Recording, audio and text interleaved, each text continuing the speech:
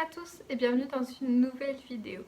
Aujourd'hui on va voir comment résoudre un système. On va parler uniquement d'un système à deux inconnus avec deux équations. On va voir toutes les méthodes de résolution et à quoi ça correspond. Alors tout d'abord, un système à deux équations et deux inconnus, c'est tout d'abord un système en fait avec deux droites et la solution de ce système correspond au point d'intersection de ces deux droites. Ça c'est à retenir. Donc comme vous l'avez compris, on peut donc résoudre ce système de manière graphique vu que c'est deux droites. Il nous suffit de tracer les droites, les deux, et trouver le point d'intersection et vous résoudrez votre système. Ça c'est la première méthode, la plus simple.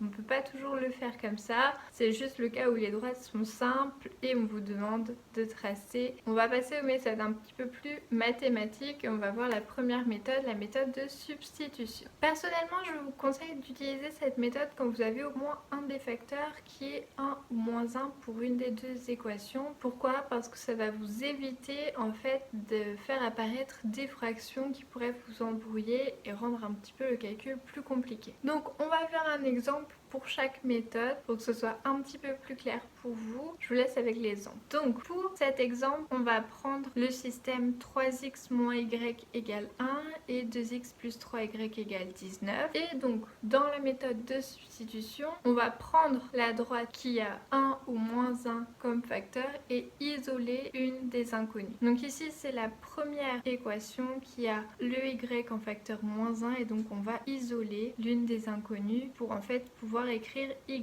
égale 3x moins 1 sur 2x plus 3y égale 19. Et une fois qu'on a isolé cette inconnue, on va pouvoir la remplacer dans la seconde. Donc en fait là on a isolé y, on va remplacer ce y dans la deuxième équation. Et donc ça nous fait y égale 3x moins 1 et dans la deuxième 2x plus 3 facteur de 3x moins 1 égale 19. Et donc la deuxième en fait ne devient qu'une équation à premier degré à une seule inconnue. Donc on la résout et on trouve x égale 22 sur 11 qui nous fait 2. On remplace cette solution dans la première équation et c'est là qu'on va trouver y.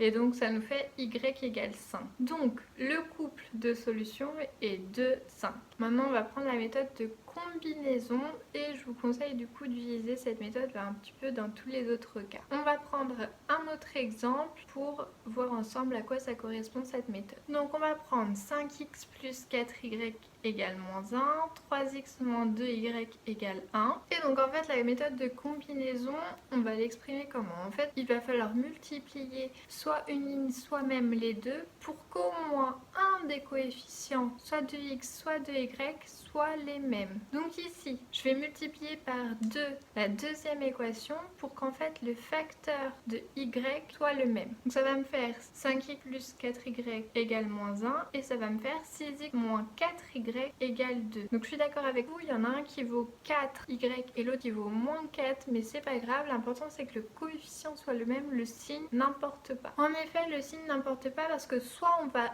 ajouter, soit on va soustraire, pouvoir en fait éliminer justement cet inconnu qui avait le même coefficient. Donc ici on va ajouter tout simplement et ça va nous faire 5x plus 4y plus 6x moins 4y égale moins 1 plus 2. Et donc ça nous fait 5x plus 4y égale moins 1 sur 11x égale 1. Et donc ici on est bientôt à la fin. Si on trouve 11x égale 1, en fait on a trouvé x, ça vaut x égale 1 sur 11. Et on remplace comme pour la première méthode le x dans la première équation pour trouver le y. Donc ça nous fait 5 sur 11 plus 4y égale moins 1. On doit mettre sur le même dénominateur du coup. Donc ça nous fait 4y égale moins 1 moins 5 onzièmes. Donc ça nous fait moins 16 onzièmes. Et donc y égale moins 4 onzièmes. On a trouvé du coup notre couple de solutions 1 sur 11 moins 4 sur 11.